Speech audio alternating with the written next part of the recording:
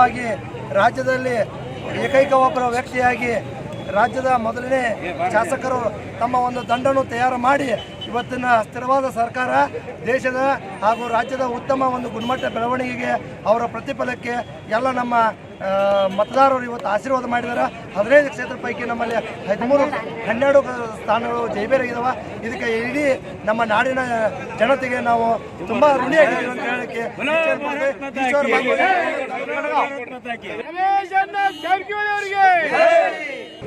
ದೇಶದೊಳಗೆ ಆಗಬಾರ್ದಂಥ ಕೆಲಸ ಅವ್ರನ್ನ ಅನರ್ಹ ಮಾಡ್ಬೇಕಂತೇಳಿ ರಮೇಶ್ ಕುಮಾರ್ ಭಾಳ ಗುದ್ದಾಡಿದೆ. ಆದರೂ ಸಹಿತ ದೇವರವ್ರ ಕೈ ಹಿಡ್ದನು, ಜನ ಅವ್ರ ಕೈ ಹಿಡ್ದೈತಿ. ಅದಕ್ಕಾಗಿ ಇನ್ನು ಅಭಿವೃದ್ಧಿ ಕೆಲಸಗಳು ಮಾಡೋ ಸಲುವಾಗಿ ನಾವೆಲ್ಲರೂ ಟ್ಯಾಂಕ್ ಕಟ್ಟಿ ನಿಂತವು. ಬಿಜೆಪಿಗೆ ನಮ್ಮ ಅನ್ನಗಳು ಬಂದ ಮೇಲೆ ಅಗದಿ ಒಳ್ಳೇದಾಗ್ತೈತೆ ಅಂತ ಹೇಳಿ ಇವತ್ತು ಎಲ್ಲ ಪಕ್ಷಗಳು JDS ಪಕ್ಷ ಐತಿ ಪೂರ ಹಾಳಾಗಿ ಹೋಗ್ತದೆ. ಯಾಕಪ್ಪ ಅಂದ್ರೆ ಅವ ಹತ್ಕೊಂಡನ ಅದು ಕಣ್ಣೀರು ಸ್ವಾಮಿ ಅವೇನು ಗಂಡಸರಿಗೈತಿ ಅದರ ಒಂದು ಶಾಸ್ತ್ರ ಐತಿ. ಅವು ಗಂಡಸನ್ ನಂಬಾರ್ದತ್ತ, ಅವು ಹೆಂಗಸನ್ ನಂಬಾರ್ದು, ನಾವು ಹೆಂಗಸನ್ ನಂಬಾರ್ದತ್ತ. ನೀವು ಯಾವತ್ತು ಹತ್ಕೊಂಡ ಹೋಗವ, ಅಭಿವೃದ್ಧಿ ಯಾವಾಗ ಮಾಡವ, ಅವ್ರ ಮನೆ ಪೂರ್ತಿ ಕೆಲಸ ಮಾಡ್ಕೊಳವ.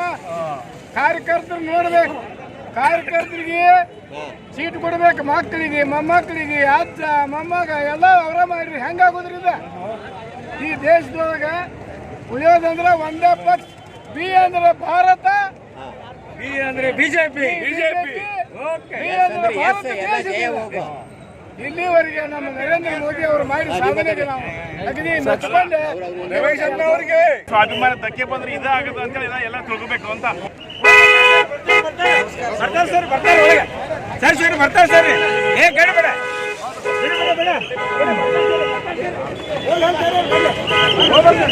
ಹೌದು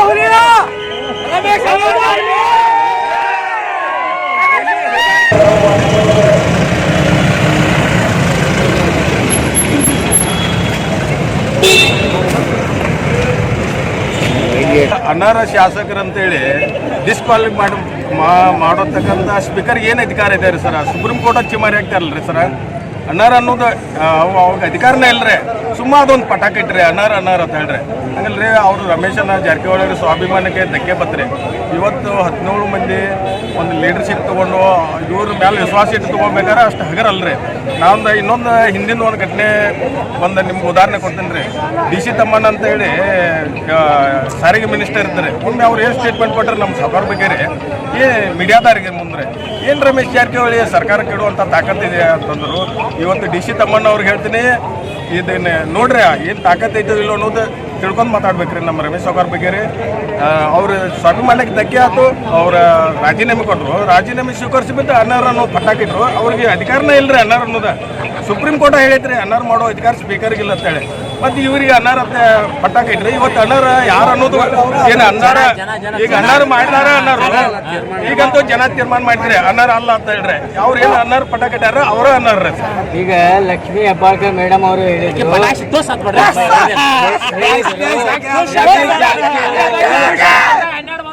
ರಮೇಶ್ ಜಾರಕಿಹೊಳಿ ಅವರು ನಮಗೂ ಬಿಜೆಪಿಗೆ ಕರೆದಿದ್ರು ಅಂತ. ನಮ್ಮ ಸಾವುಕಾರ ಅದಕ್ಕೆ ಇದನ್ನ ಕೊಟ್ಟಾರ ಸ್ಟೇಟ್ಮೆಂಟ್ ರೀ. ಅವರು ಮಕ್ಕಳ ಮೇಲೆ ಪ್ರಮಾಣ ಮಾಡಿ ಹೇಳ್ಯಾರ್ರಿ. ಇದನ್ನ ಬಿಟ್ಟು ಏನೈತ್ರಿ, ಹಂಗಾರೆ ಸುಳ್ಳು ಹೇಳಾರಿಗೆ ಅವ್ರಿಗೇನು ಅದಕ್ಕೆ ಔಷಧಿ ಇರಂಗಿಲ್ಲ ರೀ. ಸುಳ್ಳು ಹೇಳಾರ ಅವರು ಸುಳ್ಳು ಬದುಕಾರ ಅವ್ರಿಗೇನು ಅದಕ್ಕೆ ಔಷಧಿನ ಇರಂಗಿಲ್ಲ ರೀ. ನಮ್ದು ರಮೇಶ್ ಸಾವ್ಕಾರ ನುಡಿದಂತೆ ನಡೆಯವ್ರಿ. ನೇರ ದಿಟ್ಟ ನಿರಂತರ ರೀ. ಅವ್ರ ಮಂದಿ ಐತಿ ಆಯ್ತು ಹಿಂದೊಂದ ಮುಂದೊಂದು ಹೇಳಾರಲ್ಲಿ ಏನಿದ್ರು ನೇರವಾಗಿ ಹೇಳ್ತಾರೆ. ಈಗ ಲಖನ್ ಜಾರಕಿಹೊಳಿ ಬಗ್ಗೆ ಲಖನ್ ಜಾರಕಿಹೊಳಿ ಹೊಳೆಯವ್ರ ಬಗ್ಗೆ ನಮ್ಗೆ ಅಭಿಮಾನ ಇದೆ ರೀ.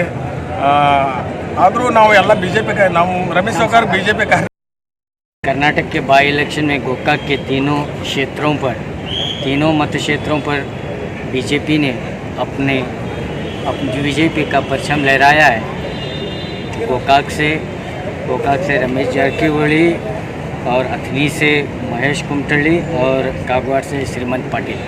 तो इन्होंने भारी मतों से आज यहाँ पर अपनी जीत दर्ज की है और लोग पूरा खुशी का माहौल है। और कागवाड़ गोकाक अथनी में तो इनके समर्थकों ने खुशी का इजहार किया और एक खुशी का माहौल यहाँ आपको नज़र आ रहा है। कैमरामैन सुहेल के साथ मैं Khurshid Alam, for TV news बेलगाम।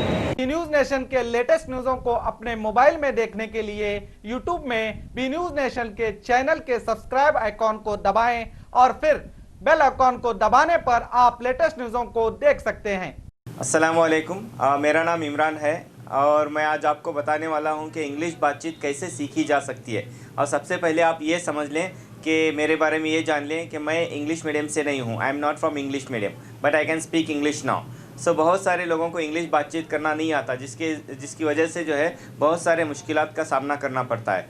तो सबसे पहले हमारा एक प्रॉब्लम यह है कि हमें मीनिंग्स याद नहीं रहते, वोकैबुलरी हमारी वीक रहती हैं, तो जिसका इम्प्रूव करना बहुत ही ज़्यादा ज़रूरी है। मिसाल के तौर पर अगर मैं आपसे एक सवाल करता हूँ, मैं खा रहा हूँ या खा रही हूँ इंग्लिश में कैसे बोलेंगे, तो आपका जवाब होगा डेफिनेटली आई एम ईटिंग। ठीक है, तो अगर मैं आपको ये सवाल करता हूँ कि मैं निगल रहा हूँ या निगल रही हूँ कैसे आप बोल सकते हैं, तो बहुत सारे लोगों को यहाँ पे मुश्किल होती है क्योंकि निगलने का मीनिंग याद नहीं रहता। तो इसलिए वोकैबुलरी मतलब मीनिंग का जो है इम्प्रूव करना बहुत ही ज़्यादा ज़रूरी हो जाता है। और एक मिसाल है और एक एग्जांपल है, मैं तैर रहा हूँ कैसे बोलेंगे, तो आपका जवाब होगा आई एम स्विमिंग।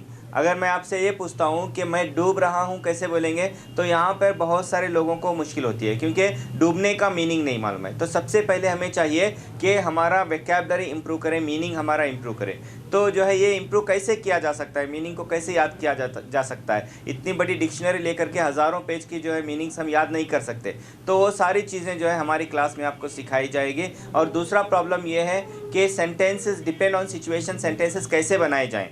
तो अगर आप ये सीख लेते हैं तो it's my challenge, you can speak English easily. तो कैसे, अभी यहाँ पे देखिए अलग अलग जुमले होते हैं, उसका सीखना ज़रूरी है। मैं आता हूँ, आ रहा हूँ, आ सकता था, आना चाहिए था, आ चुका हूँ, आ चुका था। ऐसे बहुत सारे जुमले हैं जो हमें मालूम नहीं है। अगर हम वो जान लें सेंटेंसेस कैसे बना सकते हैं, तो जो है इंशाल्लाह बहुत ही जो है आसानी के साथ इंग्लिश बातचीत हम कर सकते हैं। तो अगर आप जो है हमारे साथ इंग्लिश बातचीत सीखना चाहते हैं तो ज़रूर जो है ज्वाइन कीजिए हमारी क्लास को और नीचे दिए गए नंबर पे कांटेक्ट कीजिए। तो इंशाल्लाह उम्मीद करता हूँ जो है आप ज़रूर इंग्लिश बातचीत सीखेंगे। Thank you, all the best.